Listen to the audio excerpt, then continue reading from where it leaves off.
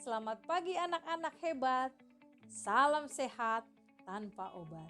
Ibu harap kalian tetap semangat. Jangan lupa selalu jaga kesehatan. Sebelum kita memulai pembelajaran kita, ada baiknya kita berdoa terlebih dahulu. Berdoa dimulai. Berdoa selesai. Saat ini kita akan membahas materi tentang pajak, di mana ada pengertian pajak dan ada fungsi dari pajak tersebut. Berbicara soal pajak, kalian tahu tidak apa yang dimaksud dengan pajak? Kenapa kita harus membayar pajak? Juga ada pertanyaan yang lainnya. Apa sih manfaatnya kita membayar pajak? Sesungguhnya, belajar pajak sangat penting agar kita dapat memahami definisi pajak tersebut. Setelah kita paham mengenai pajak, kita diharapkan menjadi orang-orang yang sadar atau taat pajak. Baiklah, kita akan melihat ini adalah pengertian pajak menurut Undang-Undang Nomor 28 Tahun 2007. Ini bisa kamu lihat apa itu pengertian pajak. Nah, dari pengertian ini dapat ditarik kesimpulan, yaitu yang pertama, kontribusi wajib pajak kepada negara atau pajak merupakan pungutan wajib. Yang kedua, bersifat memaksa. Yang ketiga, berdasarkan undang-undang. Yang keempat, tidak mendapatkan imbalan secara langsung. Artinya, saat kamu bayar pajak, kamu tidak akan merasakan keuntungan apa-apa. Misalnya, uang tabungan kamu akan bertambah atau kamu akan mendapat door prize. Kelima, digunakan untuk penyelenggaraan negara atau kemakmuran rakyat.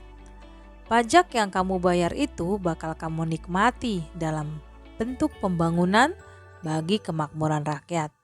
Contohnya seperti pembangunan MRT Jabodebek atau jalan-jalan tol, dan banyak juga fasilitas sosial lainnya.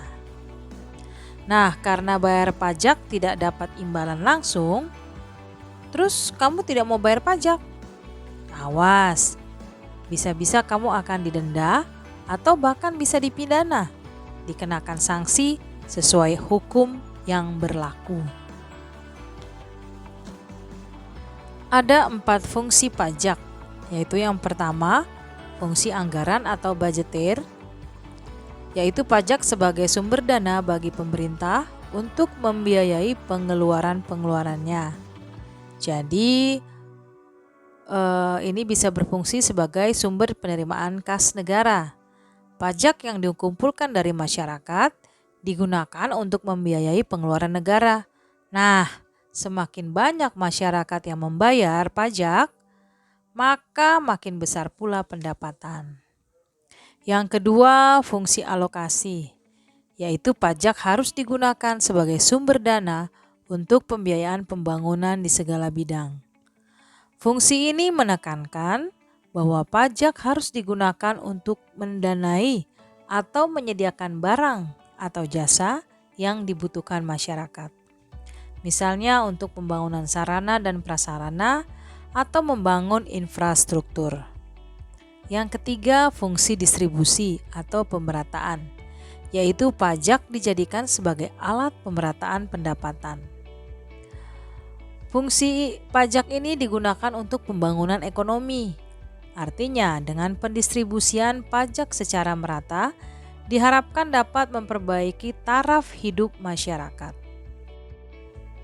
Fungsi pengaturan atau regulasi, yaitu pajak sebagai alat untuk mengukur atau melaksanakan kebijaksanaan pemerintah dalam bidang sosial. Dalam fungsi ini, pajak sebagai alat untuk mengatur atau melaksanakan kebijakan pemerintah dalam bidang sosial ekonomi, antara lain memberikan proteksi terhadap barang produksi dalam negeri. Misalnya, pajak mengenakan pertambahan nilai atau PPN. Pajak digunakan untuk mendorong ekspor, misalnya pajak barang ekspor 0%. Nah, berikut kita lihat manfaat pajak. Jadi pajak yang dikumpulkan masyarakat sangat bermanfaat bagi kesejahteraan masyarakat itu sendiri. Nah, di sini bisa kamu lihat beberapa manfaat pajak. Yang pertama, belanja pegawai meliputi ASN, polisi, TNI. Yang kedua, pembangunan sarana umum seperti jembatan, jalan raya, sekolah, rumah sakit, terminal, bandara, irigasi pertanian, dan juga pasar. Yang ketiga, sebagai sumber pembiayaan alat keamanan negara dengan tujuan menciptakan rasa aman bagi masyarakat. Yang keempat, memberi subsidi seperti subsidi pupuk, bahan bakar, dan subsidi listrik. Yang kelima, membayar utang negara.